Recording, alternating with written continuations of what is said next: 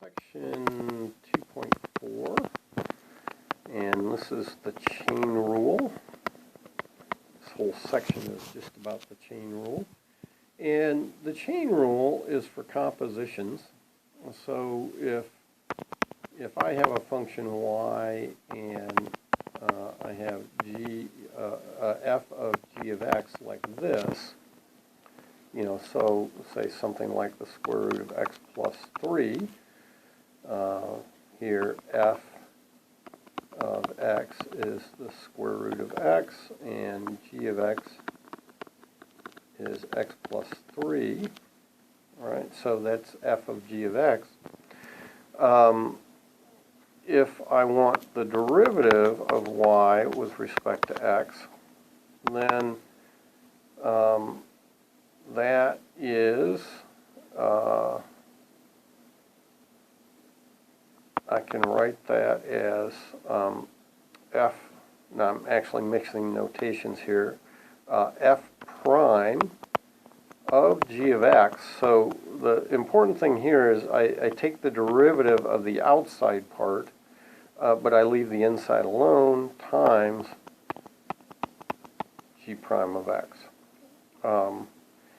So in our example here with the square root, right, I have y is equal to, and I'll write it as x plus 3 to the 1/2.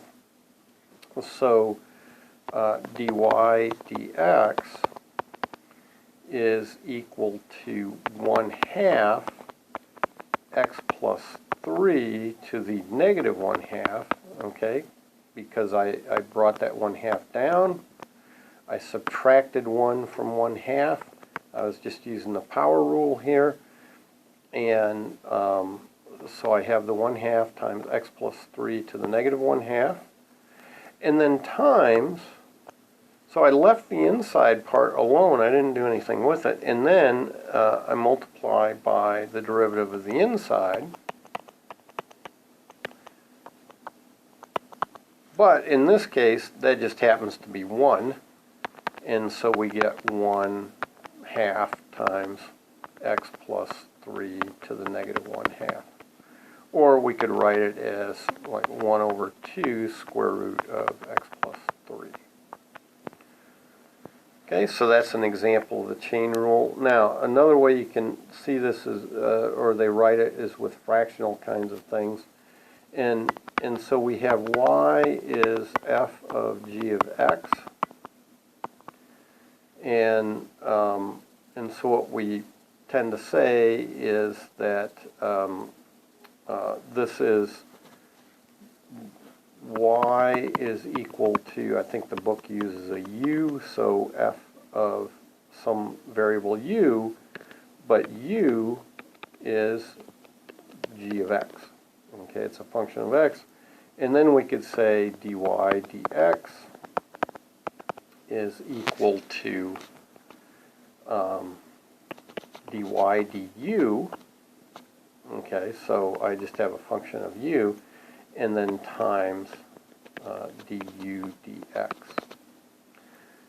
And so let's try this with something like sine of x squared. Right, in this case we're saying y equals sine of u, and u is equal to x squared, and so our dy dx is equal to dy du times du dx. Now, dy du is just cosine of u, and then du dx is 2x. Now the thing is, we aren't done there, because really, right, we started with y was really a function of x, and so we changed that u back into the x, and so we have, and notice we want dy dx there, so this is cosine of x squared times 2x, but that's ugly, so we write 2x cosine of x squared. We like our stuff to look pretty. Okay, so there is an example of